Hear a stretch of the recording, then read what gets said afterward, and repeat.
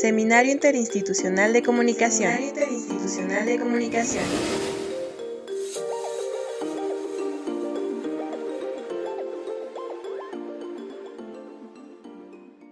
Pasaríamos entonces ahora a la segunda ponencia, que está a cargo del maestro Edwin Morón y la maestra Verónica Trujillo, que presentan el tema La búsqueda de visión como potenciadora de resiliencia en situaciones de aislamiento e incertidumbre. Buenos días, muchas gracias a todos. Muy buenos días a todos. Pues como bien señalaba el doctor Joel, nosotros estamos trabajando desde hace un tiempo en esta dirección, en esta práctica.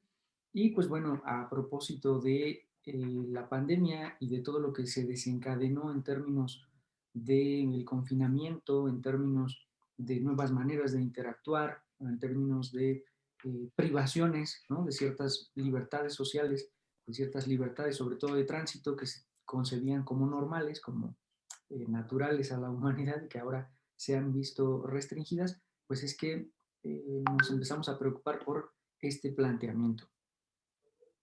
Muy buenos días a todos, a todas.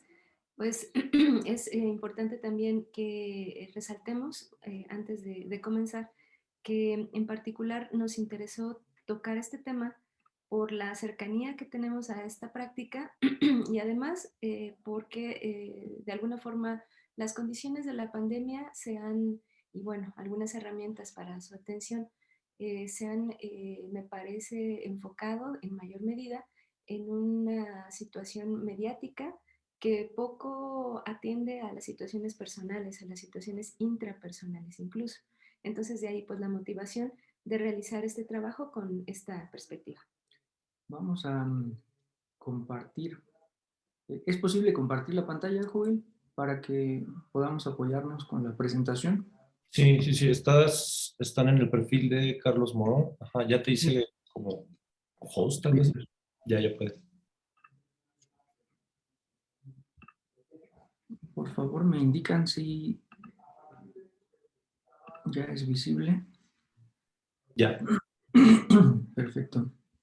Bueno, pues entonces el título de este trabajo es La búsqueda de visión como potenciadora de resiliencia en situaciones de aislamiento e incertidumbre. Aislamiento e incertidumbre en términos genéricos, de manera puntual, pues queremos también, digamos, referirlo a la condición de la pandemia.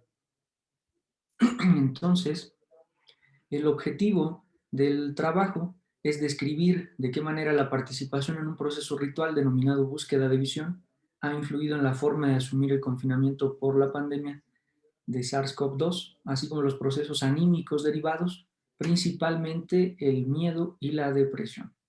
Esto parte de una interrogante precisamente que nos planteábamos a propósito del confinamiento y que surge de asumir incluso personalmente que esta etapa, que estas medidas de mantenernos en casa para todos aquellos a los que nos fue posible asimilar esa medida, pues era, o en qué medida podía ser más llevadera esta circunstancia del encierro, como se le denominó desde diferentes perspectivas, al haber participado en esta ceremonia, en este ritual de búsqueda de visión. Entonces la pregunta va enfocada en ese sentido, de qué manera una práctica ritual permite al ser humano establecer procesos para asumir el miedo y la depresión. Partimos de una consideración genérica, de una hipótesis en la que efectivamente quienes han participado en la búsqueda han encontrado maneras integrales de transitar el confinamiento actual, derivados del proceso voluntario de aislamiento que enfrentan, digamos, en la búsqueda de la visión. Entonces, nuestro grupo de estudio fue una serie de entrevistas a profundidad con participantes de diferentes años en este ritual de búsqueda de visión. El ritual de búsqueda de visión es un ritual ancestral propio de muchos pueblos originarios del norte del continente en esta modalidad que vamos a describir. Es un retiro voluntario por 4 días en un ayuno total, ¿no?, de agua y de comida. Es al pie de una montaña, en silencio y en soledad. Entonces, a partir de esa experiencia, pues queríamos ver cómo esa experiencia, valga otra vez la insistencia, pues permite a los participantes transitar de mejor manera en una situación como el confinamiento por la pandemia. Hay diferentes perspectivas de abordaje del trabajo. Primero, establecer un vínculo entre la búsqueda de la visión y los procesos de asimilación a partir del confinamiento. Y la mirada, digamos, es partiendo desde la condición emotiva del ser humano y esta perspectiva actual, cómo se plantea la cuestión de las emociones en nuestras sociedades actuales. Un poco lo que comentaba yo hace un momento en la exposición de la maestra Vanessa, y una condición importante que ya señala este filósofo surcoreano Byul-Chul Han, de la pérdida de los rituales, la pérdida de la conducta ritual. Entonces, nos interesa básicamente transitar por esas dos grandes dimensiones, ¿no? El comportamiento emotivo, la experiencia vivencial de este ritual y cómo encuentran semejanza los procesos emocionales y sentimentales que se experimentan o que se han experimentado en ambos escenarios. Bueno, pues les voy a hablar acerca de la búsqueda de visión y en términos generales en qué consiste. Entonces les decíamos que la búsqueda de visión es un ritual de pueblos originarios, principalmente de Norteamérica, pero no de manera exclusiva. También se sabe a partir de códices y de la tradición oral en varias leyendas y mitos de creación de aquí de México, que era una práctica también realizada en estos lugares. Entonces, por supuesto, no bajo el nombre de Hamlet Shayapi, como se conoce en el norte de América, sino bajo otras denominaciones, pero la práctica era prácticamente la misma, ¿no? Entonces, bueno, pues este ritual, esta búsqueda de visión, está registrada, ya decía, desde diferentes documentos y busca una situación, una condición de autocontención y privación de alimento. En algunas fechas del año importantes, sobre todo en algunas que tenían que ver con procesos de siembra, con fines sociales, con fines rituales y también con fines personales. Ahí recaía la importancia de la práctica de la búsqueda de visión en tiempos mesoamericanos y recientemente también en condiciones, digamos, con los pueblos de Norteamérica. Entonces, los 4 componentes básicos que consideramos para hablar de la búsqueda de visión son, en primer lugar, el aislamiento voluntario, es decir, los sujetos que participan en esta práctica acuden a una montaña generalmente donde se aíslan de sus familiares, de la sociedad, de sus quehaceres comunes y toman ahí ese espacio durante 4 días. En esos 4 días toman también un ayuno, que consiste, ya decíamos, completamente en privación de agua y de alimento, y durante esos 4 días se prioriza la quietud. Es decir, la persona permanecerá anudada o permanecerá dentro de un círculo y en ese espacio pues transcurrirá todo el tiempo, ¿no? Sin necesidad de que tenga que moverse a otro lugar, sino estando ahí, en ese círculo de visión. Y bueno, durante ese tiempo también se insiste, se enfatiza en que los participantes tengan un estado también de silencio, un estado donde la escucha de la persona, la escucha del individuo puede estar totalmente perceptiva, abierta a lo que sucede alrededor y entonces se tome silencio de manera personal. Esta idea del silencio es fundamental dentro de la búsqueda, es una de las prácticas más importantes, digamos, estar y entrar en silencio, y es también, a decir de muchos de los participantes, una de las más complejas, ¿no? Podríamos de entrada pensar que el asunto del agua y del alimento es lo que los atemoriza de entrada, insisto, al principio, pero después con la práctica y una vez que han transitado esta ceremonia, hay otros elementos, hay otros componentes rituales mucho más potentes que el ayuno, y uno de ellos es precisamente el silencio. El silencio es una dimensión que en las sociedades actuales, en las sociedades industriales modernas, digamos, es una práctica poco común. El silencio es extrañeza, el silencio es un enemigo al que se tiene que abatir, digamos, ¿no? Hay pocos espacios dentro de nuestras ciudades para estar en silencio. No se privilegia esa práctica. Sin embargo, para los pueblos originarios, el silencio deviene en reflexión, en armonía. El silencio es una manera mucho más potente de comunicarse con el mundo que la propia palabra. Entonces, la contemplación, ese estado de entrar en silencio a partir del contacto y de la escucha del entorno en donde nos centramos, en el caso de la búsqueda y en el caso también de la propia existencia, pues es una práctica fundamental, es una práctica central, porque ahí también hay, en el silencio, digamos, hay huellas, hay rastros que descubrir, que seguir, ¿no? De ese silencio, dicen estos abuelos o estas personas de conocimiento de los pueblos, es de donde brota la palabra auténtica. No es posible hablar con verdad si no se entra antes en una pausa silenciosa. Entonces, en nuestras sociedades industriales más bien parece como si hubiera una política de colonización del espacio a partir del ruido, ¿no? Mientras más ruido, más moderna parece nuestro escenario de habitación.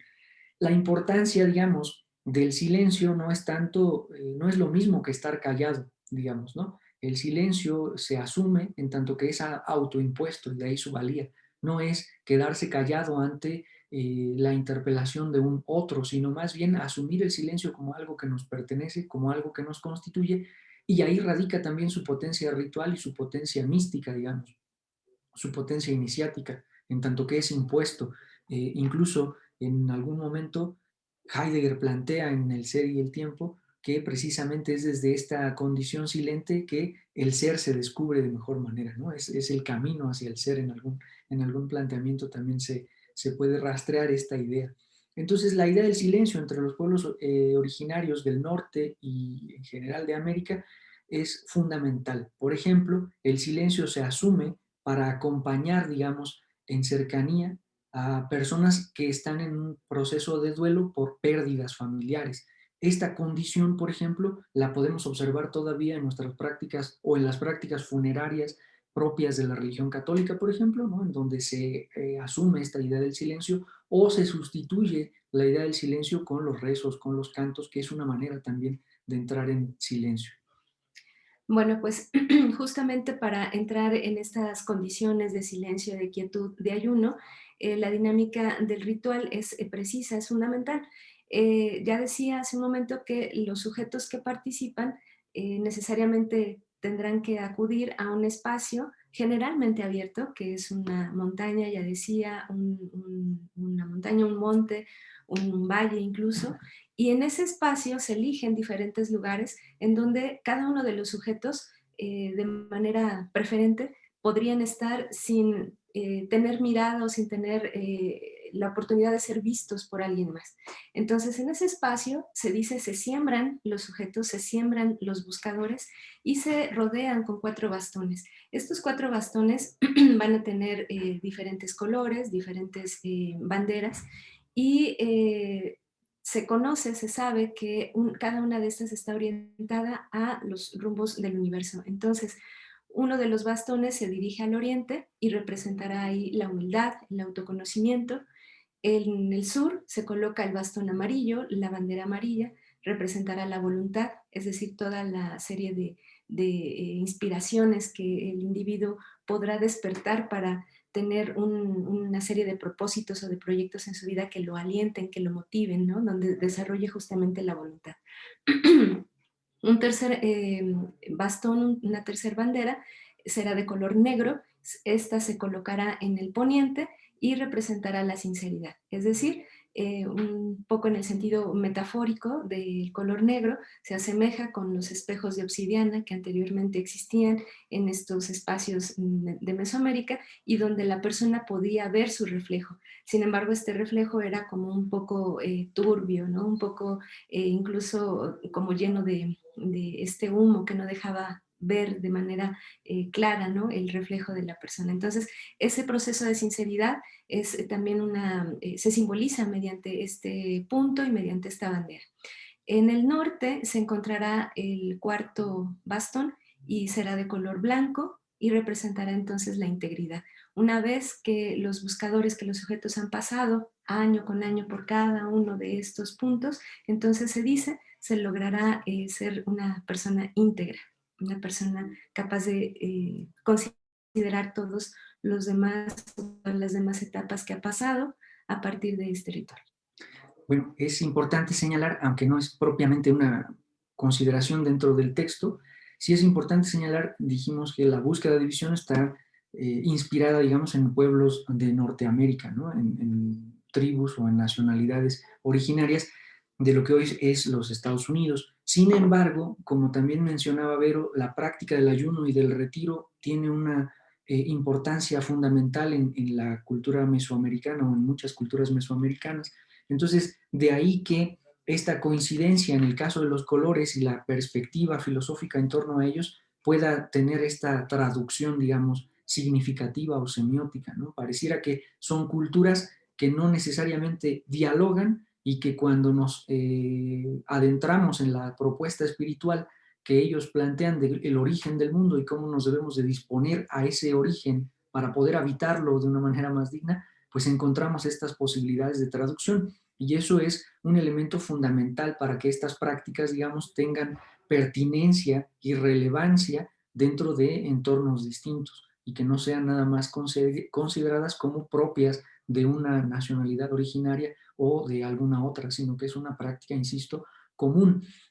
La otra dimensión importante dentro de la práctica de la búsqueda de la visión es el ayuno. Y es importante porque hay estudios, digamos, que evidentemente en la actualidad son accesibles y que se han hecho no necesariamente a partir de las prácticas rituales, sino en general como el ayuno en muchas otras prácticas también religiosas y como una mecánica, digamos, de entrar en un proceso de catarsis, de recuperación. Y estos estudios han podido comprobar esta serie de elementos a nivel fisiológico, digamos, cuáles son los posibles beneficios que estar en estado de ayuno o de vigilia, digamos, eh, reparan al organismo. Entonces hay un proceso denominado autofagia en el que a partir de la privación del alimento, el organismo empieza en un proceso de consumo, en un proceso de autoconsumo de aquellos elementos que no son tan necesarios para el funcionamiento del organismo. Entonces, hay diferentes etapas, digamos, en las que se va presentando esta condición de la autofagia y se sabe también por estos estudios que es a partir de los 4 días de ayuno cuando se empieza a presentar de una manera más puntual este proceso de reparación celular, este proceso de descomposición de los organelos deteriorados y además se considera dentro de estos estudios que el ayuno podría ser un elemento importante en este tipo de enfermedades, ¿no? Cardiovasculares, artritis, cáncer, diabetes, Alzheimer, etcétera. Y también, pues evidentemente, en la reducción del peso corporal, siempre y cuando esto es un ayuno, digamos, visto desde una perspectiva clínica, médica. Obviamente ahí tiene una observación muy estricta para poder llevarse a cabo, no es como que, ah, sí, pues entonces me pongo en ayuno para bajar de peso. Esto es una observación, digamos, clínica. El tipo de ayuno del que nosotros estamos hablando es una observación ritual mística que también está bajo un proceso de sumo cuidado, de mucho acompañamiento y de toda una organización en torno a él, ¿no? Entonces, esta perspectiva de lo que el ayuno provoca al cuerpo es fundamental. Decíamos, en la búsqueda se alcanza esta fase 3 del ayuno. ¿Qué significa eso? Que hay una movilización de reservas de glucógeno, el tejido adiposo corporal empieza a metabolizarse, empieza a acelerarse este proceso de uso de reservas de proteínas corporales y se genera, digamos, un proceso de depuración, de tal manera que hay un beneficio a nivel fisiológico importante a partir de la práctica del ayuno.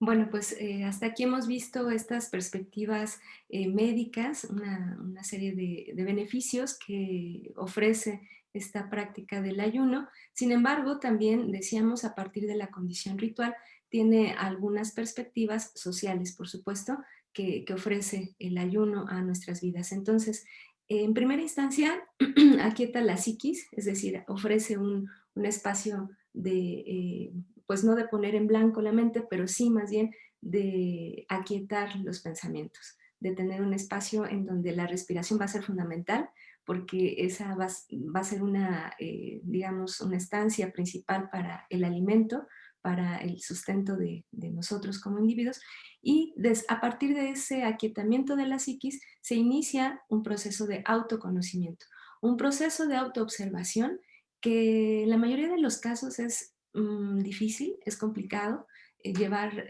a cabo en un día ajetreado, común y corriente, ¿no? Entonces, la autoobservación va a ser fundamental en esta práctica de ayuno porque nos va a permitir integrar o generar una visión integral de lo que sucede a nuestro alrededor y entonces en lo futuro o en ese momento presente también comenzar a tener decisiones congruentes, a tomar decisiones congruentes con eso que estamos viviendo, con lo que estamos proyectando y cómo lo estamos logrando o trabajando. Entonces, hay una combinación interesante que se desarrolla aquí también dentro de esta perspectiva social que radica en el juego del pensar, del sentir sensorialmente y del pensar también emocionalmente. Entonces, hay un proceso, pues podríamos decir, no dividido, pero sí más bien multiplicado, que se desdobla, que se desmenuza y que se centra en estos tres componentes: el pensar, el sentir corporalmente y el pensar también emocionalmente, que en algunos autores se hablaría como el sentipensar, ¿no? Entonces, esa posibilidad de integración de estos tres aspectos también nos da la oportunidad de ser conscientes de tomar pues un estado de conciencia mayor, más presente, en qué estamos hablando y cómo lo estamos actuando. Está ahí entonces la integración y esta congruencia, congruencia, perdón, de la que ya hablaba hace un momento. Entonces, eso se va a ver como resultado en el saber estar con uno mismo, en el saber sobrellevar los diferentes asuntos que ocurren en nuestra vida, en el día a día, sobre todo en estos momentos de la pandemia y del confinamiento, y pues con ello también saber estar con los otros. A pesar, digamos, de que la búsqueda de visión es un proceso que se vive en soledad, esta idea de saber estar con los otros deviene precisamente porque al tener mayores fortalezas y mayor conciencia de lo que implica estar solo, pues se aprecia de mejor manera estar con alguien más y cómo planteamos ese estar, digamos, cómo planteamos esas relaciones. Entonces, la búsqueda de visión es también un escenario que desencadena un proceso emotivo muy profundo, muy amplio, es un proceso ritual, es un ritual de iniciación, digamos, es un ritual también concebido desde la antropología como un ritual de paso, diríamos, para modificar el estatus de la persona que participa y que transite de un estatus a otro distinto. Se practicaba, digamos, tradicionalmente para poder encontrar solución a problemas que aquejaban a la comunidad. Entonces, el encargado, digamos, el líder de las tribus, recurría a esta práctica cuando necesitaba respuestas, cuando necesitaba encontrar solución a problemas que atañían a la condición social, a la condición tribal, a la condición familiar. Precisamente de ahí la importancia de que estar en soledad y en silencio es un saber estar con los otros, porque se propicia precisamente para el bienestar colectivo. Entonces, ahí hay una condición emotiva amplia, ¿no? Se pueden pensar de una mejor manera, se pueden asumir de una mejor manera las sensaciones y los sentimientos, se pueden asumir de una mejor manera las emociones. Es decir, no solo se habitúa uno a sentir desde el cuerpo, ¿no? Es todo ese cúmulo de experiencias que uno puede conseguir estando solo en el bosque día y noche durante 4 días, sino que también se somete esas sensaciones a su traducción emotiva, digamos, ¿no? A su traducción en términos de poder explicar y poder construir eso que hemos visto, eso que hemos sentido corporalmente en la búsqueda, para después llevarlo a las relaciones de cada uno. Insisto, en el caso de las personas que lo hacían tradicionalmente o que lo hacen tradicionalmente con fines curativos para la sociedad, pues este proceso de traducción de su experiencia en la montaña y después traducirlo en sanación para la gente con la que tiene contacto es fundamental. En el caso de los participantes ahora, la mayoría de los participantes que no lo hace con ese fin, sino más bien tratar de estar mejor en sus relaciones cotidianas.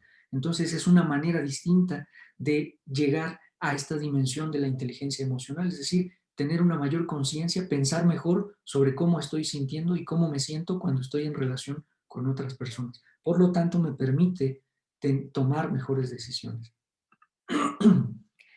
Esto es fundamental porque en el momento o los momentos de vida que desarrollamos actualmente, pues nos encontramos en una sociedad que principalmente se caracteriza por ser competitiva. Competitiva en los términos que plantea pues, de manera crítica, ¿no? el capitalismo. Una sociedad competitiva donde solamente se prioriza la situación individual, el cómo yo voy a conseguir vivir pues, con ciertas comodidades, bajo ciertos estándares de vida, bajo ciertos estatus que me han dicho que es lo correcto, y que se separa entonces en esa condición o en ese deseo de vivir de esa manera, pues se separa el individuo de este entorno social, de este entorno comunitario, y hay una insistencia, ¿no?, por hacer cosas, por realizarse bajo ciertos estándares, y se descuidan otros que son, pues, los que ya hemos dicho justamente, esta capacidad y esta oportunidad de diálogo con uno mismo. Entonces, en la sociedad competitiva, decíamos, erosiona este estatuto emotivo del sujeto, sobre todo pues, en circunstancias de crisis, ¿no? La poca o el poco tiento que podríamos tener con uno mismo, el poco diálogo que pudiéramos generar con uno mismo, pues nos ocasiona que no sepamos de qué manera actuar en una situación de crisis, ¿no? Entonces, estas situaciones de crisis que se han manifestado desde hace más de un año, pues han generado en muchos sujetos pues el miedo, la incertidumbre, la depresión, el estar tristes por no poder realizar las mismas acciones que normalmente pues generaban, ¿no?, a lo largo de su vida. Entonces se tratará a partir de esta práctica, pues regresar a una reconciliación, una articulación de esos espacios, y que, bueno, justo nos podría presentar dimensiones diferentes de asumir o de darle un sentido al poder, ¿no? Entonces, en una dimensión relacional del poder, pues los sujetos con poder experimentarán emociones positivas, es decir, puedo estar en casa de manera tranquila o de manera pues sin que tenga la necesidad de salir, ¿no? Y entonces puedo permanecer ahí. Pero los sujetos con un bajo nivel relativo de poder, entonces podrán experimentar emociones negativas. Es decir, como no puedo salir, entonces estoy frustrado, estoy agobiado, como no puedo acudir a mis reuniones sociales o al, no sé, el equipo deportivo, a esta reunión familiar, etcétera. Entonces, no puedo hacer eso, genera una situación de depresión, una situación de angustia, ¿no?, por no poder realizar esas situaciones que normalmente hacíamos. Entonces, esta dimensión, digamos, del poder es fundamental porque en situaciones de crisis, como la que estamos enfrentando y como es la búsqueda de visión, es una situación de crisis, es una situación, insisto, catártica, es una situación en la que se cuestiona la propia condición esta del poder, pero el poder en términos, digamos, no ese poder que yo puedo ejercer, valga la redundancia, hacia el otro, sino el poder de control, el poder que tengo sobre mí mismo, el poder sobre mi propia acción en el mundo, ¿no? La pandemia vino a restarnos ese poder y entonces no podemos salir, no podemos divertirnos, no podemos compartir, no podemos abrazar. Toda esta serie de privaciones cuestionan la condición emotiva del ser humano porque a partir de esa prohibición pues no es posible manifestar el afecto, por ejemplo, ¿no? Es un asunto interesante en términos del contacto físico, cómo estamos habituados que es a través de ello que expresamos el afecto. Cuando con la pandemia se coarta, digamos, de alguna manera esta capacidad,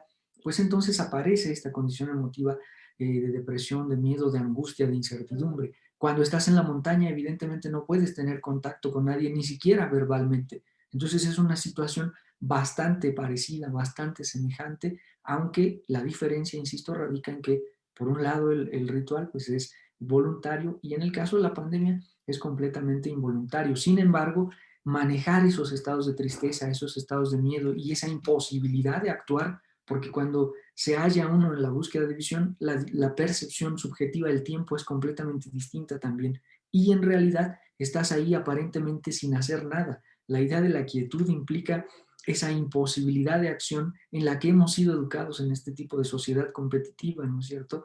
Es decir, estamos habituados a que mi libertad se expresa actuando, haciendo cosas. Y esa es una crítica interesante y por la cual recuperamos la propuesta de Byung-Chul Han a partir de que mientras más explotación de uno mismo se genera, mayor sentimiento de realización personal tenemos, ¿no? Pareciera que está vinculada la realización personal a la capacidad de sobresaturarnos de actividades. En la búsqueda es la suspensión total de la actividad. Lidiar con eso asumirlo y saber que es a través de la quietud también que estás asumiendo tu propia condición de ser, tu propia condición de habitar el mundo, pues implica ahí un manejo emocional importante, ¿no? Entonces, por eso decimos, no se trata de un poder simbólico que se detenta ante el otro, sino el poder en sí mismo, o sea, el poder salir, trabajar, relacionarse, etcétera. Eso es lo que se ve trastocado con la pandemia, entre otras muchas cosas, pero eso también se ve cuestionado e interpelado en la búsqueda de visión. Hay una perspectiva interesante que nos permite pues justo tener un panorama general de la búsqueda de visión y sus implicaciones pues en términos, ya decíamos, fisiológicos, pero también sociales, ¿no? En este sentido, pues la búsqueda de visión permite en este aislamiento, bajo este silencio, el ayuno y la quietud, tener una posibilidad de asumir la responsabilidad del propio ser. No, me parece que no hay otra oportunidad más idónea de hacerse cargo de uno mismo que en un estado de aislamiento y de quietud, en donde aparentemente estamos alejados de distractores, de situaciones tal vez que nos preocupan en lo cotidiano y que nos podemos entonces dar este tiempo de autorresponsabilizarnos, ¿no? Y en este sentido, pues posibilita también una condición, vamos, de comunicación individual, de comunicación interna y de restauración también de las bases con la comunidad. Es un espacio en donde tenemos la oportunidad de replantear condiciones, de replantear relaciones, interacciones que hemos tenido y que algunas ocasiones podrían generar desacuerdo, desinterés, enojo, apatía, etcétera, y que en ese momento de quietud es posible entonces reformular, así como se reformulan o se reorganizan, se proponen nuevas células al interior del cuerpo, así también se generan nuevos pensamientos y nuevos propósitos de relación social. Entonces, la perspectiva de la búsqueda de visión también nos ofrece una alternativa a una sociedad pues que ha sido en extremo, decíamos, individualista, ¿no? Controladora, previsible, que todo lo queremos manejar en un tiempo preciso, adecuado, exacto, que nos lleva hasta la neurosis. Entonces, la búsqueda de visión viene a ser este espacio de regeneración en todos los sentidos para proponernos condiciones de interacción distintas. Esta idea de la búsqueda de visión como la condición de una disposición emotiva distinta es fundamental porque precisamente es desde ese asumirnos distinto, ¿no? Desde ese asumirnos en el tiempo eterno que dura un día mientras estás en contemplación, pues a plantear nuevas relaciones. Y efectivamente sucede un poco con cada uno de los participantes en la búsqueda, como lo que sucede a nivel celular con el proceso de autofagia. Se van desarticulando o por lo menos se cuestionan, se ponen en el horizonte en el horizonte de sentido, cómo se han planteado las relaciones y se piensan alternativas para mejorarlas, ¿no? Generalmente. Entonces, esta perspectiva integral, decíamos, de la búsqueda permite procesos de recuperación y de resiliencia, ¿no? Ante padecimientos traumáticos. A partir de ese estado de contemplación y de la capacidad que tenemos de mirar desde lo alto de una montaña, incluso en sentido metafórico, el problema terrenal que se halla allá abajo en el mundo, pues la visión es mucho más clara, la visión es mucho más reflexiva, no hay posibilidad de la interferencia del otro y entonces culpar al otro por cómo me siento, decir, es que me hiciste enojar. En la búsqueda enfrentas esa idea del enojo, de la alegría, de la angustia, pero como una responsabilidad propia. Entonces eso va generando esta capacidad de recuperación y esta capacidad también de resiliencia porque está en tanto ritual, digamos, instaura al ser humano en un proceso creativo, lo vuelve a plantear como un soma, ¿no? Como una psiquis, como lo cuestiona en términos de su creencia, en términos de sus procesos mentales de relación, de entendimiento, de comprensión, y también como un neuma, ¿no? Como este espíritu que se anima de toda la inspiración o de todo el neuma que comparte con los seres en la naturaleza. Esta condición pues también implica entonces una nueva perspectiva sobre la colectividad.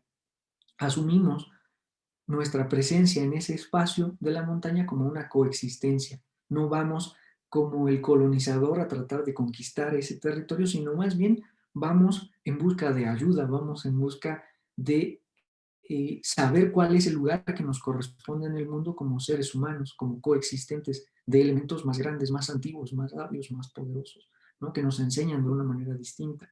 Entonces hay un proceso de religación, digamos, ¿no? Es un proceso de volver a vincularnos con la condición creativa, con la condición de la existencia. Insisto, no solo en términos de la naturaleza, que claro que hay una perspectiva distinta luego de pasar por estos procesos de búsqueda, sino también con la perspectiva de nuestras relaciones sociales. Hay una religación, un proceso de nuevas formas de vincularte en tus roles dentro de la sociedad. Pan, pan, y luego sale por aquí para que vaya el otro.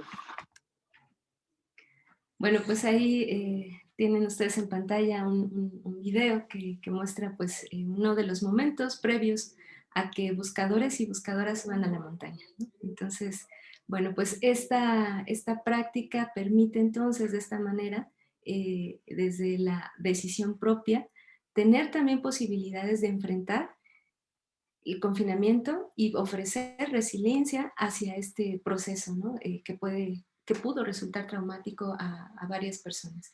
Entonces, esta situación de confinamiento que generó el virus y que se desarrolló en diferentes, decíamos, pues situaciones de privación con la sociedad, con los cambios impuestos en nuestras relaciones sociales, pues se generó un proceso de adaptación a partir de la búsqueda que ofreció también la recuperación de ciertos pues, espacios y relaciones en nuestra vida, ¿no?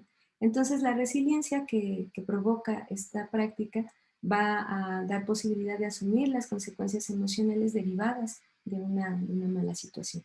Nos va a ofrecer incluso un estado de equilibrio, un estado pues de posibilidad de decidir de manera distinta, ¿no? De plantear alternativas diferentes a eso que nos estaba ocasionando malestar, incomodidad, diferentes situaciones negativas. Entonces, hay, digamos, dentro de las perspectivas que abordan este proceso de resiliencia, hay diferentes dimensiones, digamos. Una de ellas es más bien la recuperación y otra de ellas es la resiliencia. De pronto se asume la resiliencia como exclusivamente vinculada a procesos traumáticos sufridos durante la infancia y la capacidad de restituirse personalmente ante esos procesos traumáticos para asumir una respuesta emocional más asertiva, digamos, ¿no? Sobre ese proceso de trauma. Y la recuperación, que tendría que ver, digamos, como esto que nos está sucediendo durante la pandemia, es más bien este proceso que después de haber vivido una etapa complicada, pues entramos en un mecanismo de restitución y de aceptación y de recuperación, valga la redundancia, a propósito de ese proceso que estamos enfrentando. Entonces, la búsqueda de visión es precisamente lo que propicia. Al depositarte en la montaña, sufres ese momento de interpelación, de catarsis, de situación crítica, y después, con el paso de los días, vas encontrando la manera de recuperarte ante esa situación, y en esa recuperación vas trayendo otros elementos problemáticos de tus relaciones, otros elementos problemáticos de tu forma de sentir, para poder irlos solucionando, para poder irlos armonizando, diríamos, ¿no? Aquí están los buscadores de vuelta ya una vez que han cumplido sus días en la montaña, y hay un cambio fundamental, no solo corporal evidente por el asunto del ayuno, sino también en términos de la capacidad expresiva, en términos de la mirada, en términos de cómo ellos mismos se ven dentro del grupo y después cómo lo pueden plantear y transmitir a sus familiares. Entonces, experimentan estas condiciones emotivas, ¿no? Autoconfianza. Al enfrentar la soledad existencial, pues viene este proceso de búsqueda de quién soy, por qué actúo así, de esa manera, por qué siempre respondo de tal o cual forma.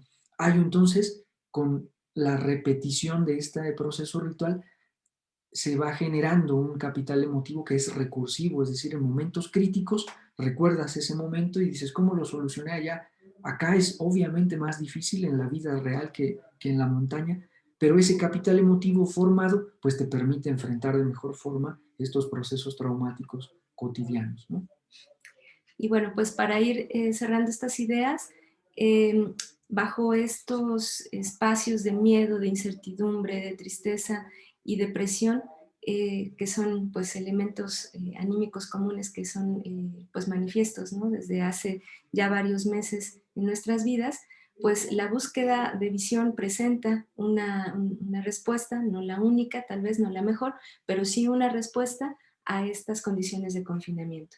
Una vía donde hay una recuperación también voluntaria, hay una capacidad de generar procesos de resiliencia, decíamos, de acomodo en el momento que estamos viviendo, de incluso mirada de diferentes perspectivas y de diferentes soluciones a eso que nos está ocasionando malestar.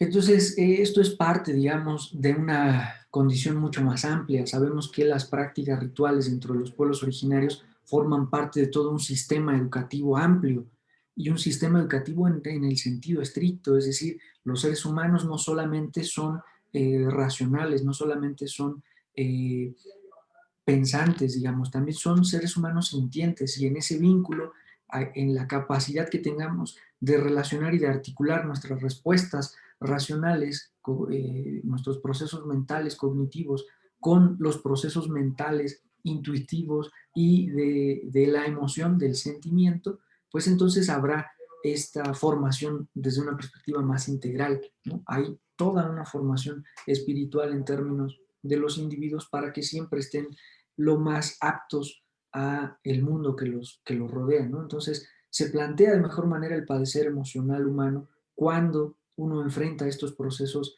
de confrontación, estos procesos de iniciación ritual, en donde de pronto efectivamente el cuerpo, el pensamiento, el sentir, la creencia es llevada al límite, ¿no? No de buenas a primeras uno entra así al ayuno o habitualmente, sino es dentro de estos entornos rituales, dentro de estos entornos precisamente de plantear un cambio en la existencia que nos permitan entonces asumir de mejor manera esta condición. Esa es una potencia que el ritual tiene, digamos, y esa es una de las condiciones de importancia de por qué hablar de la pérdida de los rituales en las sociedades modernas, ¿no? Por qué recuperar un poco la perspectiva de Han, pero también por qué recuperar mucho la cosmovivencia, la cosmovisión, esta idea de la educación espiritual que ya en los pueblos originarios existe y que precisamente es ahí donde comentaba yo hace un momento, probablemente tendríamos que cuestionar más nuestra idea de aprendizaje, qué es lo que el ser humano requiere aprender, no solo matemáticas, no solo a leer,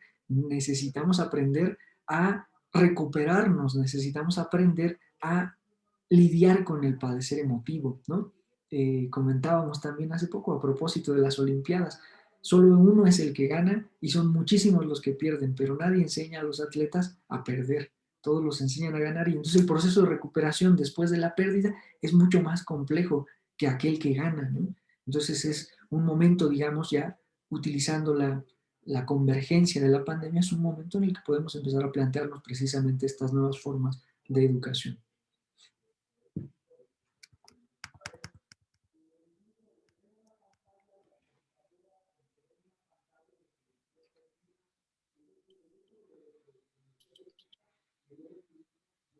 Bueno, queríamos compartir un video pequeñito, pero parece que no lo descarga. Pues básicamente eso es lo que queríamos presentarles. Agradecemos mucho su paciencia, agradecemos mucho su escucha, obviamente. Muchas gracias por la posibilidad de estar acá en el seminario y pues estamos atentos. Bien, muchas gracias Edwin y Ibero. Bueno, antes de pasar a los comentarios de Josué Romero, de la licenciatura en comunicación del CUI, nada más me gustaría leer como algunos comentarios aquí en Facebook que surgieron a partir de su participación. Me atrevo a leerlos porque no son preguntas, son más bien como comentarios. Faustus Blackwood, que creo que por la foto es Hugo, menciona: buenos días, particularmente a mí me sirvió la búsqueda de visión como un conciliador entre mis conflictos mentales y emocionales y fui consciente de que cuando estoy solo puedo tener contacto con mi dualidad del ser y también fui consciente de mi existencia.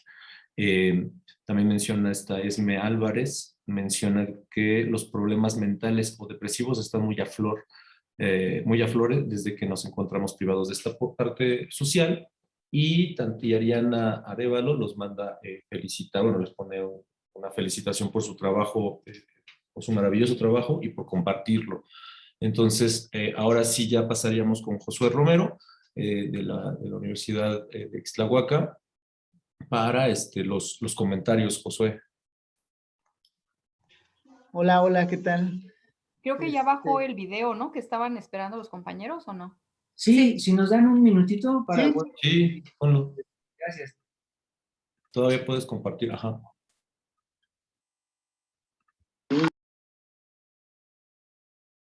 Que regresar. Así. Y al último, ninguna excusa de verdad que ustedes tengan, que las vamos a escuchar. Se la pueden decir al que lo siembra, pero no al agricultor. Ustedes son los sembradores, yo soy el agricultor. Entonces yo esa contaminación en mi semilla. Entonces, cuiden mucho en los momentos de desesperación. ¿Qué se hace? Uno se hinca. Uno se hinca y empieza de verdad a rezar. No lo van a solucionar con la mente así directa, sino con su humildad. Abuelito, por favor, ayúdame. No me quiero ir porque quiero aprender. Ayúdame a aprender. Ayúdame a hacer, ayúdame a estar. Muchas gracias.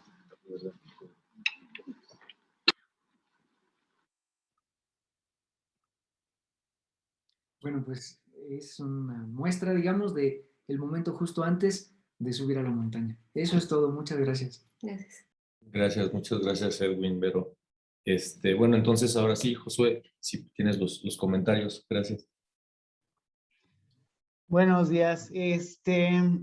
Pues a mí me parece una lectura que creo que deja muchas reflexiones con relación a esta parte de hablar siempre del proceso ritual como un elemento que se ha investigado en la comunicación, ¿no? Pero algo que me llama mucho la atención y qué bueno que, por ejemplo, aquí nos acompañan algunos estudiantes que también están emprendiendo en esta tarea de la investigación, porque creo que este trabajo habla de no solo ver el proceso ritual como un escenario de análisis, ¿no? Sino más bien en esto que podríamos llamar desde la comunicación, o bueno, me atrevería a llamarlo como una comunicación para el cambio social, ¿no? O sea, el repensar la construcción desde la persona para empezarnos a situar en la reconstrucción o el reflejo de la persona hacia los ámbitos colectivos, y creo que eso es uno de los elementos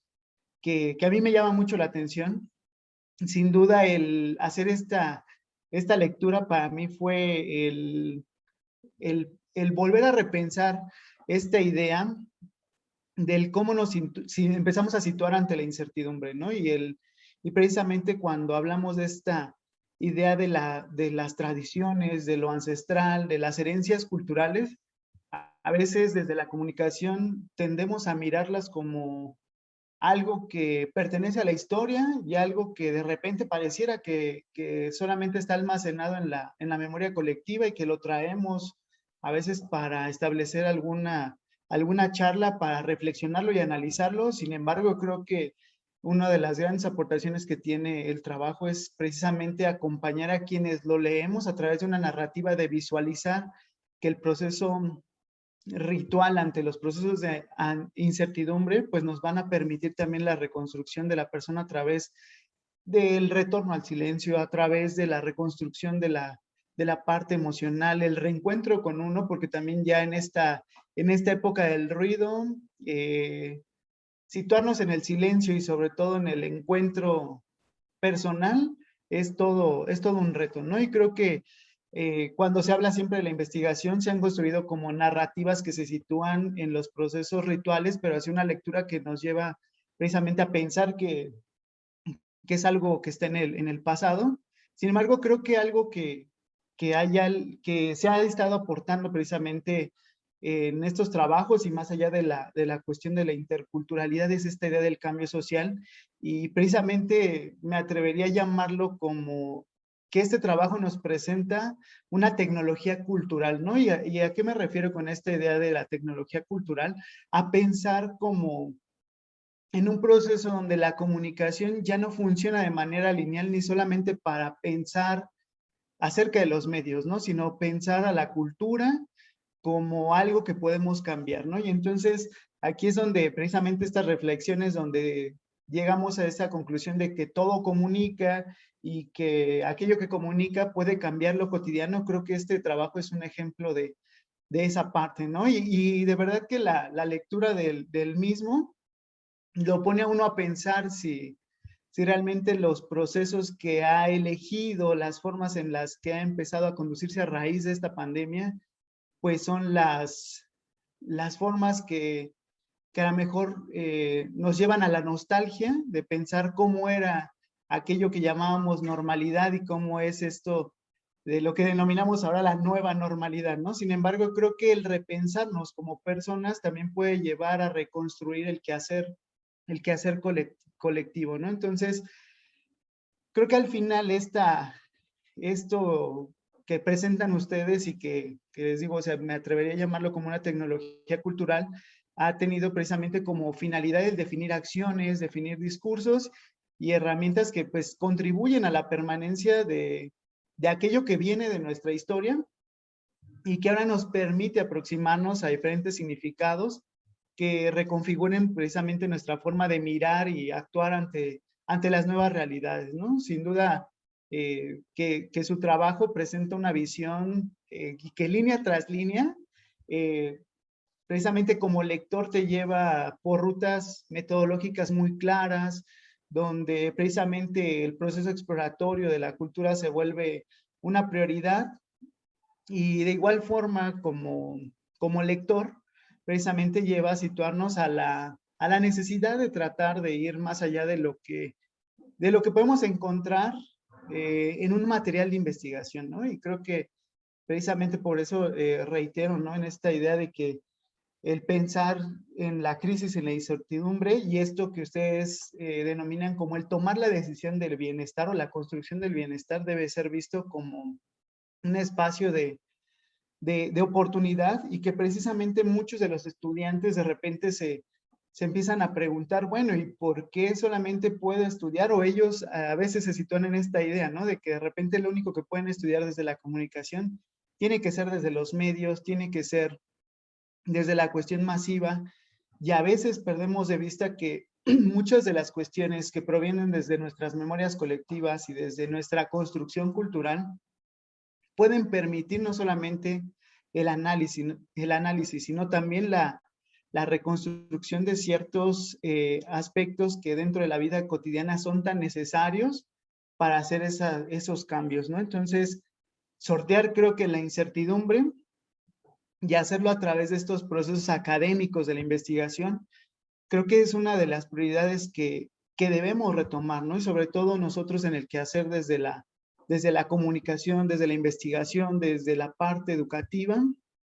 Creo que esta parte es un fundamento para repensar esta idea del cómo encaminarnos a la reconstrucción de lo social, no pensándonos como individuos, sino pensándonos como personas, trabajarnos desde los ámbitos personales y eso llevarlo a la cuestión del compartir en el quehacer colectivo, ¿no? Y esta parte de la búsqueda de visión, pues realmente creo que puede ser un ejercicio que más allá de ser pues un referente en cuestiones de investigación, porque luego precisamente también los estudiantes nos dicen, bueno, pero está la investigación, de repente se plasma en los textos, se plasma en los artículos, se manda a publicaciones, pero ¿qué pasa más allá de esta idea, no? Y de repente creo que también una de las interrogantes y que van surgiendo también entre los estudiantes es, bueno, ¿y cómo puedo ir separando mis experiencias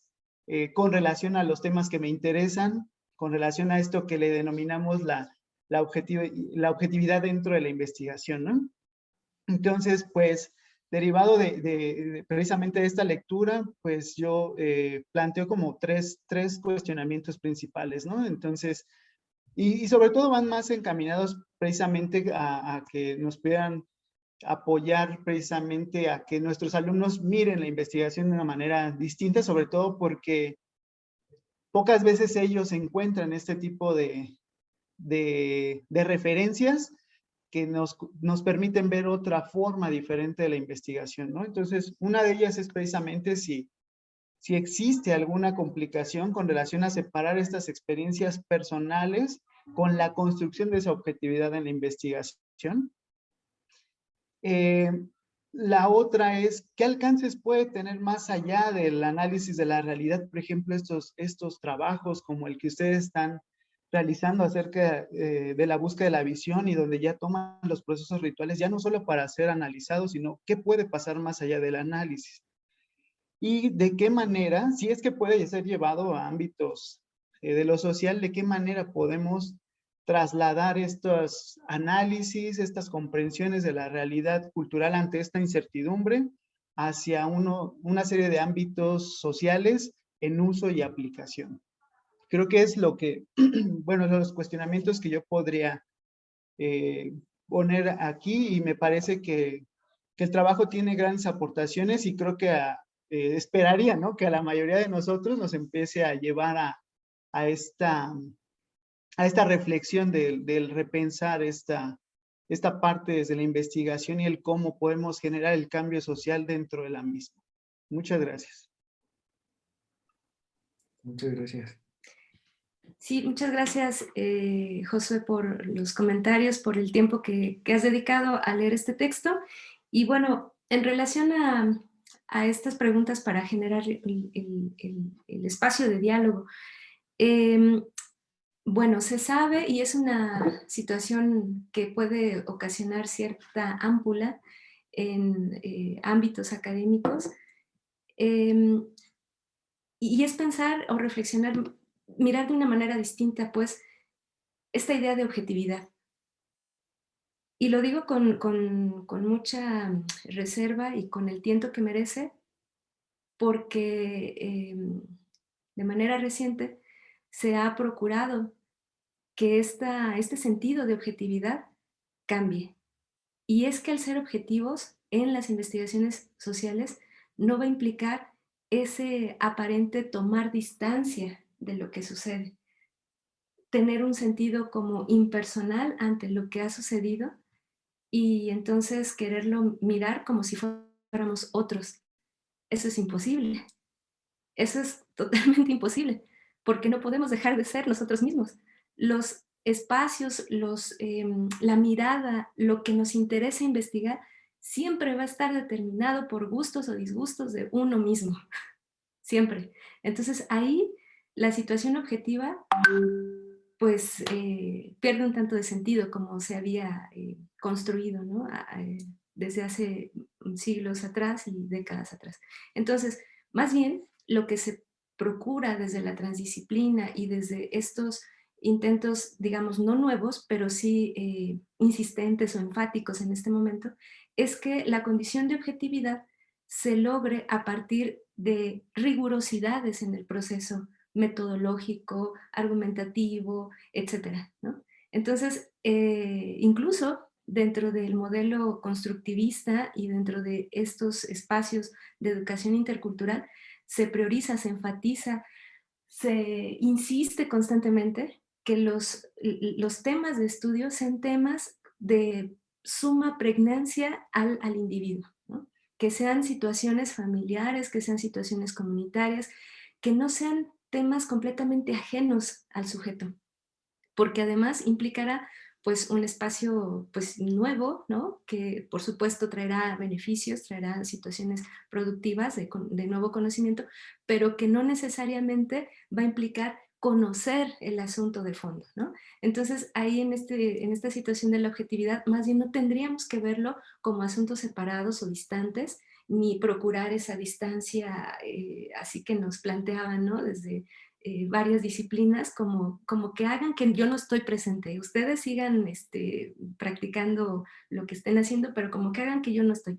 En realidad esa objetividad pues se ha discutido bastante, no es pues para nada pues real, ¿no? No se puede lograr de esa manera, sino más bien procurar estos otros mecanismos metodológicos de discusión, ya decía, de rigurosidad, que nos lleven a esta discusión, ¿no? Más allá del sentido común.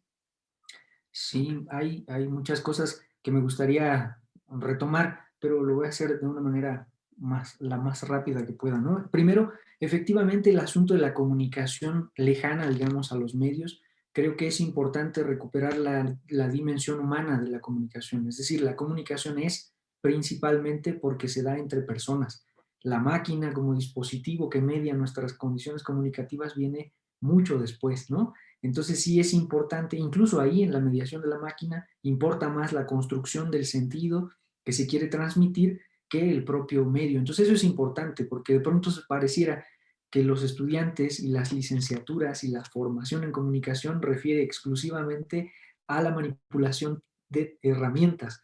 Y no es así, ¿no? O sea, no debemos de sobredimensionar lo que la herramienta implica en términos del ser humano. La herramienta es un objeto y es una extensión para poder facilitar ciertos procesos, pero no deja de ser nunca eso, una herramienta. Y pareciera que en la época actual la herramienta es la que le da sentido a la práctica comunicativa. Y eso es, digamos, hasta cierto punto peligroso, porque entonces pareciera que la herramienta va a solucionar todas nuestras falencias comunicativas, todas nuestras incertidumbres, y ya vimos que no es cierto, ¿no? O sea, entonces más bien había ahí que repensar esto. Y la otra cuestión es justo la idea de que de pronto, una cosa que a mí en lo particular siempre me ha llamado la atención y siempre he tratado de mantener distancia, digamos, con ella, es que yo escucho hablar a los historiadores, ¿no? A los antropólogos, a los arqueólogos, sobre los pueblos originarios, ¿no? A muchos investigadores. Ah, sí, es que ellos hacen esto y es extraordinario sus rituales y qué bonito, pero siempre es ellos, ¿no? Siempre es la mirada de yo soy el investigador, yo los voy a ver a ellos, son bien interesantes, pero yo soy otra cosa, ¿no? Yo soy el que los hace conocer o el que los da a conocer en el mundo.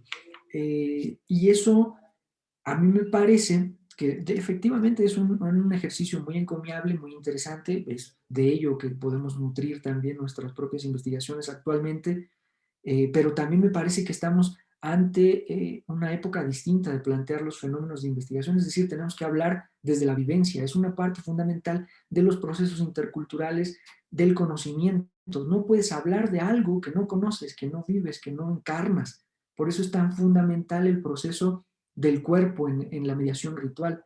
Entonces, a nosotros nos interesa hablar desde la práctica que nos constituye como seres humanos, como personas, porque es desde ahí donde tú puedes investigar, vivir en términos simples, ¿no? O sea, si no es de ahí, no puedes tú exponer, digamos, tu condición de vivencia en el mundo. Entonces, efectivamente, la parte de la objetividad tiene que pasar por procesos de este tipo, de socializar lo que tú estás planteando en un lenguaje, digamos, distinto. Yo no voy a hablar aquí de la misma manera como hablo en ese momento en la búsqueda, como buscador o como sembrador o como parte del comité organizador del ritual, ¿no? Ni voy a hablar allá como hablo aquí en términos, digamos, como académicos. Esas traducciones son bien interesantes y eso es un ejercicio comunicativo, la traducción, ¿no? Poner ámbitos de sentido distintos a dialogar. Y también es parte fundamental del investigador asumir responsablemente, de manera consciente, aquello de lo que está hablando para transformar el mundo, porque el mundo no se va a transformar nada más por publicar textos y que los lean las personas, sino el mundo se transforma fundamentalmente en el acto, en el hacer, ¿no? En el existir, en el compartir. Entonces la comunidad va a ser o va a ver lejana esta práctica si la sigue leyendo. En cambio, si la vivimos, si la practicamos, no solo la va a asumir más cercana, sino que tiene una posibilidad de recibir una educación distinta en términos de la incertidumbre. Es decir, necesitamos empezar a educarnos en la incertidumbre. La idea de que la educación es para mantener un entorno controlado, la idea de que los procedimientos y las instituciones funcionan para mantener el mundo bajo control humano, ya nos dimos cuenta que es insostenible y necesitamos empezar a cambiar ese chip, porque de lo contrario, pues estamos cada vez más deshumanizándonos, cada vez más en procesos, como decía hace un momento Vero, de neurosis y de un montón de padecimientos mentales que no nos ayudan a establecer dinámicas sociales ricas, digamos, interculturales, de respeto, de equidad, etcétera, ¿no? Pues estamos perdiendo la mente, digamos, ¿no? Entonces, en particular, solo para finalizar esta idea, dentro de las dinámicas distintas que se han generado en la Universidad Intercultural, específicamente en la licenciatura en Comunicación Intercultural, hemos encontrado un campo bastante fértil, interesante, sumamente atractivo, pues, desde las prácticas rituales o, en otro sentido, prácticas espirituales, que aquí no quisiera que se entendiera en un sentido de religión como un sentido dogmático, sino más bien una capacidad de expresión del espíritu humano, ¿no? Que nos orienta, que nos provoca una senda ética para dirigir nuestro andar en la vida. Entonces, en esta combinación interesante entre la espiritualidad y la educación es que se manifiestan todas estas posibilidades de cambio social. Es ahí donde principalmente los jóvenes, con los jóvenes que interactuamos, pues han encontrado posibilidades de actuar distinto, ¿no?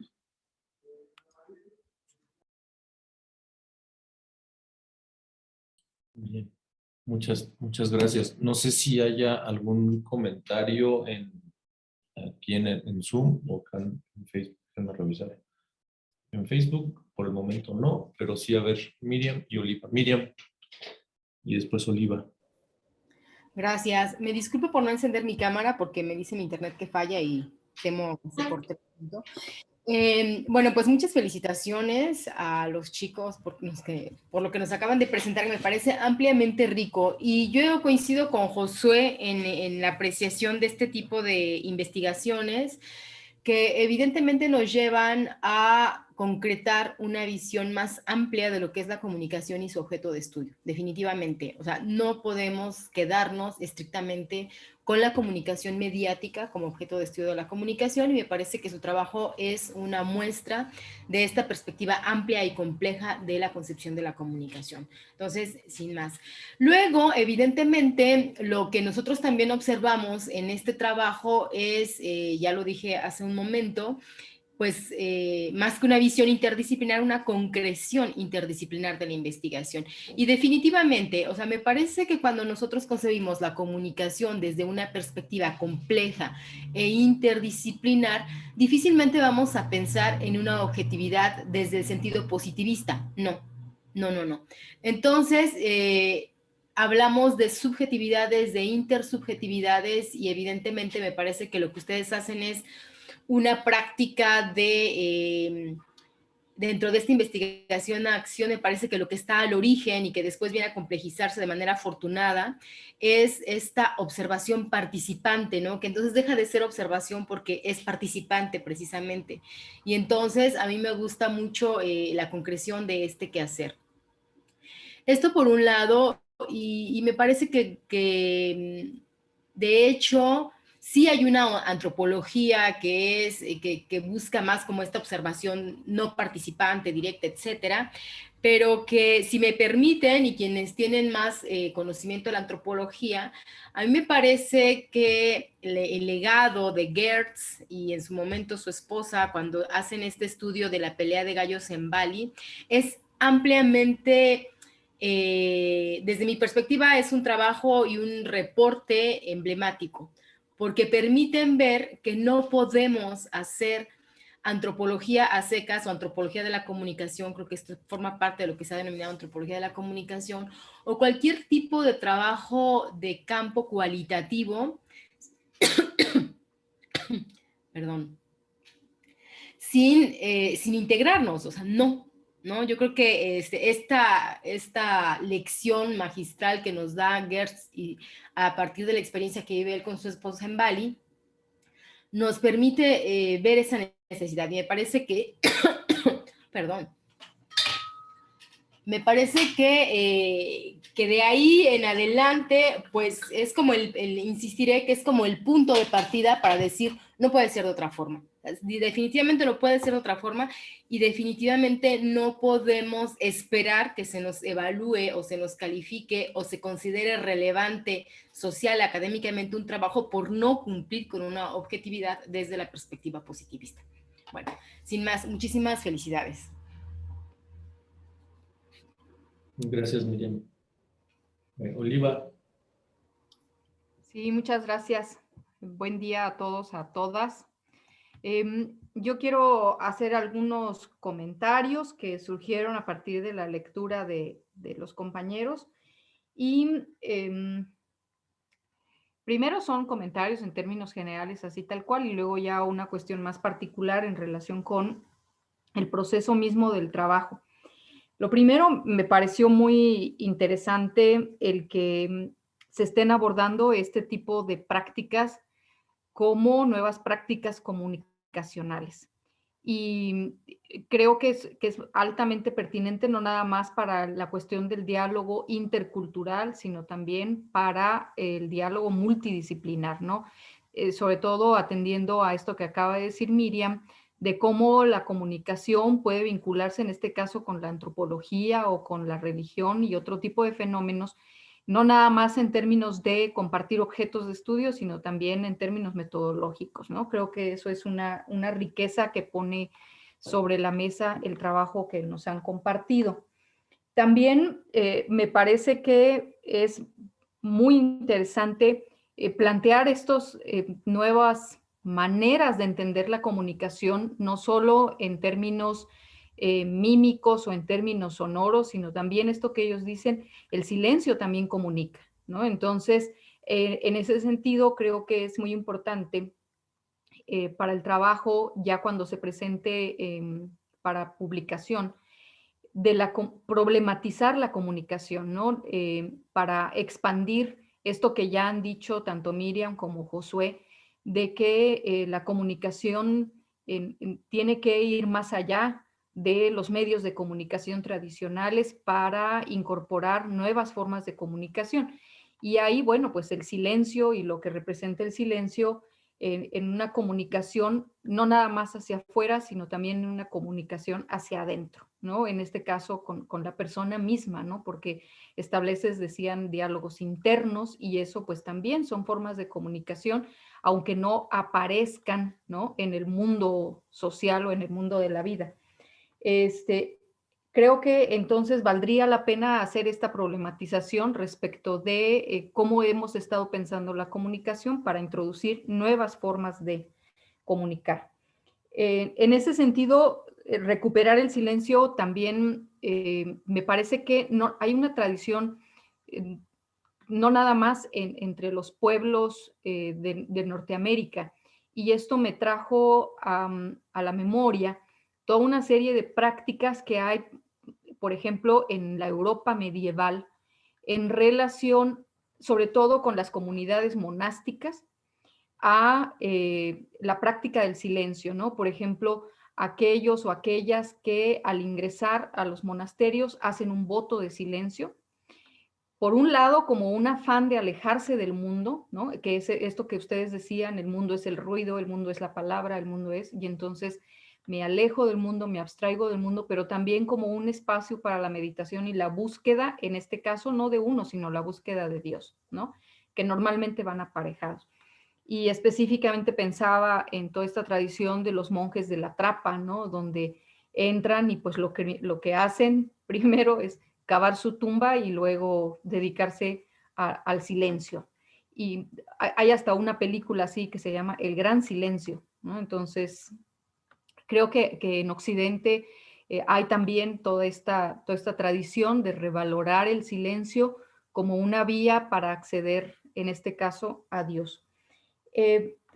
Por otro lado, creo que algo que se puede mejorar del trabajo y que lo dijeron ahorita de manera verbal, pero que a mí me hizo falta en el texto escrito, es precisamente toda esta parte metodológica, ¿no? Resumieron su metodología en 2 párrafos y me parece que es muchísimo más rica que eso que pusieron ahí. Por ejemplo, toda esta cuestión de la observación, que no aparece en el texto y que sin embargo se vuelve fundamental, porque decía ahorita Miriam, ¿no? Es una observación participante que ya no es observación. Entonces creo que eso hay que señalarlo ahí en el texto. Mencionan que hicieron algunas entrevistas en profundidad, pero por ejemplo, No vi cuáles fueron las guías sobre las cuales hicieron las preguntas. Entonces también cómo están ustedes organizando. Un poco lo podemos ver en los resultados, ¿no? de esa entrevista, de esas entrevistas, que también me parece que quedaron muy cortos, ¿no? En relación con todo lo que supone una experiencia como la que ustedes están planteando, y que también un poco por la lectura me parece que si no los dos, por lo menos uno de ustedes ya vivió, ¿no? Entonces creo que ahí hay elementos que nos van a permitir enriquecer toda esta reflexión sobre lo que supone la búsqueda de visión y estos diálogos internos y estos diálogos que luego dicen se mejoran cuando regresan al mundo, ¿no? Porque decían que hay una transformación. Y entonces ahí volver a la comunicación para dar cuenta de cómo esta comunicación se transforma, ¿no? En qué sentido se transforma, no lo sé. Entonces, me parece que esta parte metodológica se puede enriquecer, se puede detallar un poco más. No sé, por ejemplo, son 4 días lo que dura el proceso de la búsqueda de visión. Entonces, a lo largo de esos 4 días, si ustedes estuvieron participando, no sé si llevaron un diario de campo o hicieron algún otro tipo de registro, veo que hay fotografías, entonces creo que también eso hay que incorporarlo al apartado metodológico, etcétera, ¿no? Entonces, esa parte y enriquecer los resultados. Yo me quedé con ganas de escuchar más, ¿no? A los que habían participado en esta búsqueda de visión, escuchar más sus voces, ¿no? Porque aparte como que hicieron la síntesis de las preguntas y eso fue lo que presentaron en los resultados, pero oír más sus voces, oír más sus expresiones de lo que representó para ellos esta búsqueda de visión. Y sobre todo, no sé si hicieron la pregunta en relación específicamente con el COVID o simplemente es algo que ustedes están proponiendo como una alternativa para atender este asunto del COVID. Entonces, en ese caso también la temporalidad del trabajo de campo y del ejercicio, pues me parece que se vuelve muy importante, ¿no? Porque si lo estamos planteando para el caso del COVID, no sé si estos entrevistados pudieron decir algo específicamente en relación con el encierro y la pandemia o si solo es como una propuesta alternativa frente a. En ese sentido van mis comentarios, mis observaciones y pues me parece que es todo un desafío y es muy rico y bueno, pues creo que habrá que seguir trabajando por esa línea. Muchas felicidades. Muchas gracias, Oliva. Sí, yo comparto algunas opiniones que tienes al respecto de la temporalidad de la ceremonia y del uso de instrumentos. Pero bueno, ahorita platicamos más sobre eso. Creo que Daniel quería participar, pero no sé si Daniel puedes activar tu micro. ¿Sí? ¿Me escuchan? Sí, perfecto. Buenos días a todas y todos. ¿Sí? Disculpen que no ponga la cámara, pero creo que si la activo, cierro por otro lado otra cuestión. Y traigo aquí, a lo mejor se me escucha un poco lejano, ¿verdad? Porque traigo aquí un artefacto que me protege de las maldades del mundo en este momento. Sí, y bueno, en ese sentido, pues quiero agradecerles esta presentación a la maestra Verónica, al maestro Edwin y a todas y cada uno de ustedes por el pues, gran trabajo y la continuidad que ha tenido desde hace varios años ya el seminario, ¿no? Pues les agradezco de verdad de todo corazón. Yo rara vez me puedo conectar porque ando en otras actividades que me ponen por ahí, aunque me gustaría siempre estar, ¿no? Y en esta ocasión, pues se pudo. Y pues, aunque no tuve la fortuna de leer completo y a fondo todo el artículo, el texto de Edwin y de Vero, pues los conozco personalmente y los conozco y he visto todo su trabajo alrededor y de hecho hemos platicado mucho de esta cuestión de la experiencia, ¿no?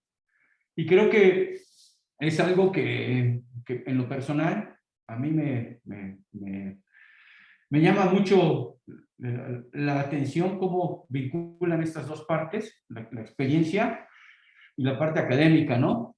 Y siempre he dicho que, bueno, es una manera de concretar ¿sí? La parte pues de los estudios académicos, de la investigación, etcétera, con su vida personal y con su visión de la misma. Y creo que no solamente esto, a mí en lo personal, y creo que en la licenciatura ha permeado el asunto de una cosmovisión, una visión de la vida que parte de a lo mejor de algún pueblo o de una filosofía de los originarios, si de aquí o de Norteamérica o de Sudamérica o de donde sea, ¿no? Yo creo que todos estos pueblos comparten esa misma visión de alguna u otro modo. Lo importante para mí que deja este tipo de investigaciones, de trabajo, de reflexión, es que pues en el contexto en el que vivimos en este momento, pues nos damos cuenta que realmente somos tan frágiles y que realmente somos seres humanos, ¿sí? Creo que por lo menos a nuestras generaciones nunca nos había tocado que nos pusieran en nuestro lugar, ¿sí? Que nos dijeran, ¿sabes qué? Somos tan humanos y somos más mortales de lo que pensamos, ¿no? Y en este sentido creo que nos está ubicando, si no a todos, creo que en alguna parte a nosotros nos está ubicando, que bueno, que la parte académica es una más de todo, ¿sí? La dimensión humana que nos conforma. Y en este sentido, creo que este trabajo, este texto y esta experiencia de Edwin Ibero, a nosotros lo estuvimos platicando recientemente, que por lo menos para nuestra licenciatura, creo que la experiencia es muy valiosa. La experiencia humana, ¿sí? No la experiencia profesional, la experiencia académica, sino aterrizar esa experiencia humana, no solo en la investigación, sino en la parte de la educación. Porque seguimos permeados por esta idea decimonónica y positivista de cómo debe de ser la objetividad y la academia y la investigación, ¿no? Por lo menos creo que en las ciencias sociales y humanidades, si no en todos lados, en algunos nos debemos ir despojando de esta situación, ¿no? Porque todo esto lo hacemos seres humanos, ¿sí? Y a fin de cuentas, la academia, ¿sí? La investigación, la hacemos a partir, ¿sí? De nuestras emociones, sensaciones y de nuestros gustos, ¿sí? No es que alguien nos diga, tienes que investigar exactamente o hacer estas cosas para educar o enseñar o formar, etcétera, ¿no? O facilitar lo que quiera la educación. Yo creo que esto a nosotros nos da un parámetro para explorar próximamente desde el ámbito de la educación cómo podemos llevar esa experiencia humana al aspecto educativo, ¿no? De cómo asimilar esos saberes y conocimientos desde otra perspectiva y tampoco evaluar con números, porque para legitimar, para validar el conocimiento siempre requerimos los seres humanos, pues, o por lo menos la academia, de números y de valores, ¿no? Entonces creo que desde esta perspectiva nosotros queremos, valga la redundancia, experimentar cómo llevarlo a la educación y que realmente el valor de devolución a la sociedad sea lo que nos dé el parámetro para decir está aprendiendo o no está aprendiendo, o funciona o no funciona, ¿sí? Si funciona entre comillas, ¿no? Porque la funcionalidad tampoco tiene que ver con que estén sabiendo y que, ¿sí? Entonces, la situación es que es que me desconcentraron aquí, viendo a tocarme a la puerta, perdón, me distraigo muy rápido. Entonces, creo que lo valioso de compartir esta experiencia a través de un texto académico que tiene algunas situaciones, yo comparto con ustedes cuestiones metodológicas, etcétera, etcétera, es eso que va más allá del ámbito de la comunicación y el ámbito de las ciencias sociales como tal y de la antropología, ¿no? Que va al ámbito humano, que es lo que realmente cobija como una esfera a todas nuestras demás dimensiones como personas, ¿sí? Y creo que eso es para mí lo valioso y que sí tendría que irse aterrizando en una cuestión a lo mejor sistemáticamente, ¿sí? Llevándola a una serie de textos y compartir más esa experiencia, darle más tiempo y más espacio a esta cuestión metodológica, ¿sí? Y que mal que bien se tiene que hacer, ¿no? Pero bueno, entonces, para mí eso es lo que me ha servido, experiencia no solamente de compartir este texto, sino estas experiencias de viva voz, ¿sí? De Edwin y de Vero, ¿no?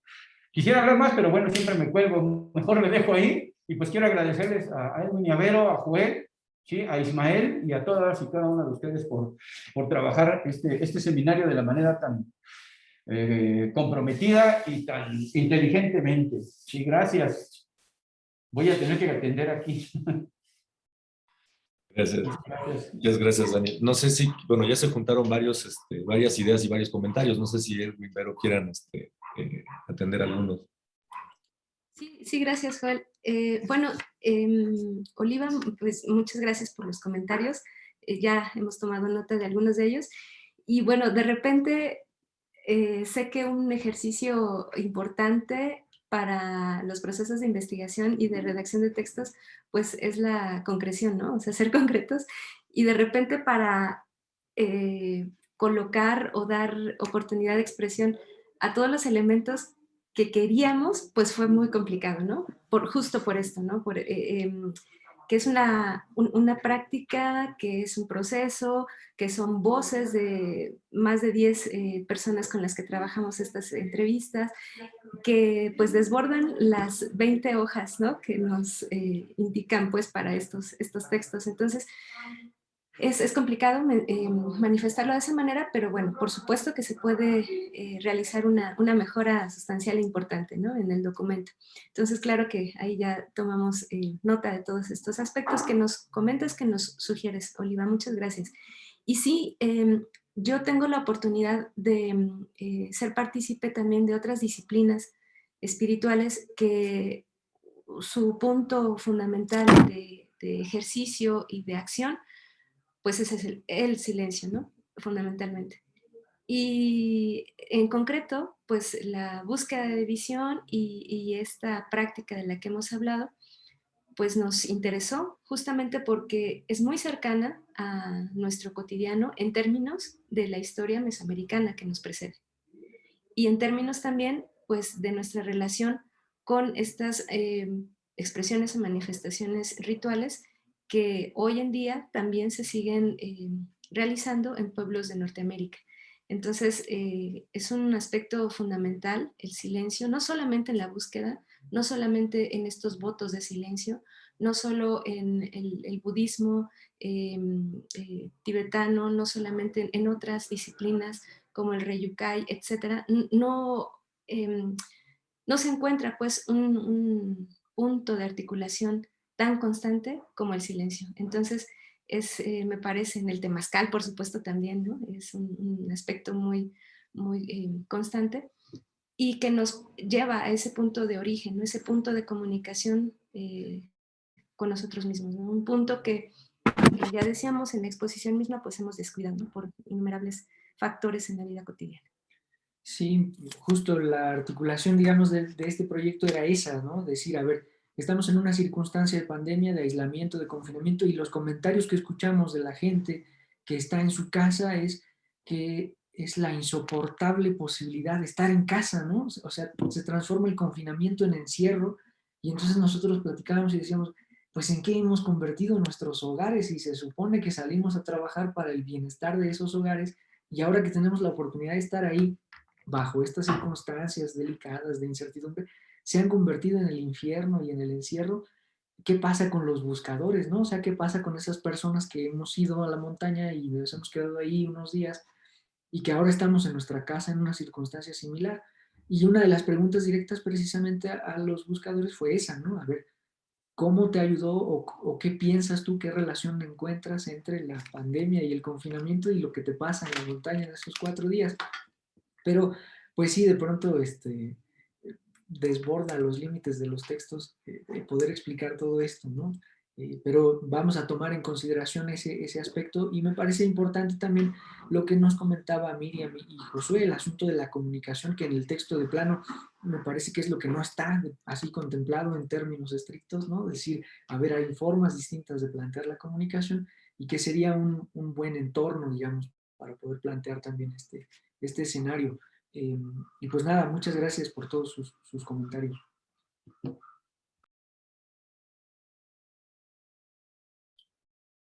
Bien, no sé, estoy revisando el chat. En Facebook tampoco. Ok. Bueno, si no sé si hubiera alguien más con la intención de participar, no veo tampoco manos levantadas acá en el chat. Bueno, entonces, si es así, bueno, les agradeceríamos, Edwin y Vero, por las reflexiones vertidas. Bueno, nada más, mi duda más bien es como una cuestión geográfica e histórica sobre qué grupos son los originarios del norte del continente a los que se refieren, ¿no? Por una mera cuestión, sí, bueno, por eso me lo puedo pasar ya después en corto, eso más por una cuestión personal que estoy trabajando de procesos migratorios, ¿no? Pero bueno, eso sí que ya no me lo pasan después. Agradecerles, muchas gracias por su trabajo, también a la maestra Vanessa y a sus invitados. Nada más mencionarles entonces que la siguiente sesión será el 30 de septiembre a cargo de la Universidad del Centro Universitario Ixtlahuaca.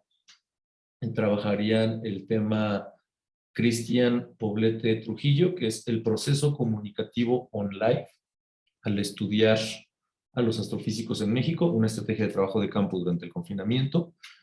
Y el doctor Ismael Colín estará trabajando y presentando el trabajo Narrativas necrológicas y rituales religiosos virtuales, una aproximación a la mediatización de la religiosidad en tiempos de confinamiento, ¿no? Entonces, bueno, esas sesiones para el 30 de septiembre y, si me lo permiten, porque hay un comercial que quería dar pero que no encontraba, mañana, para quien pudiera estar, mañana la maestra Vanessa tiene una presentación de libro que se llama El fogoncito de las historias mazahuas, haciendo alusión a esta cuestión de recuperar saberes o conocimientos originarios, ¿no? Entonces, en el Facebook del seminario vamos a postear el flyer. Es mañana a las 2 en línea, entonces no hay ningún problema para seguirlo. Y bueno, de nueva cuenta felicitarlos, agradecerles a todos y vernos la próxima sesión. Seminario Interinstitucional de Comunicación.